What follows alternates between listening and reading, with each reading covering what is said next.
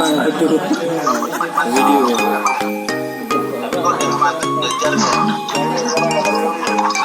jemput aku nih. Aneh banyak nih.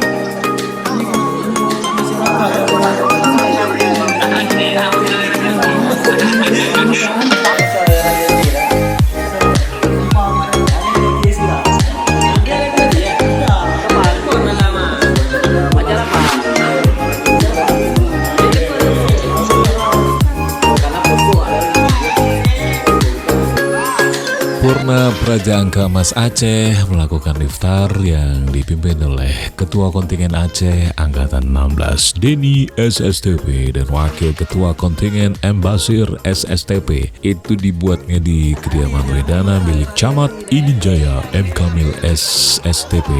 Iftar ini diikuti oleh Purna Praja Aceh Angkatan 16 yang bertugas di Aceh. Berhubung puasa Ramadan tahun ini lagi adanya suasana wabah COVID-19 alias Corona, maka dilaksanakan iftar Angkatan 16 Aceh dari seluruh kabupaten kota di Aceh seharusnya berkumpul di Kabupaten Aceh Selatan, tapi tetap dilakukan melalui video conference.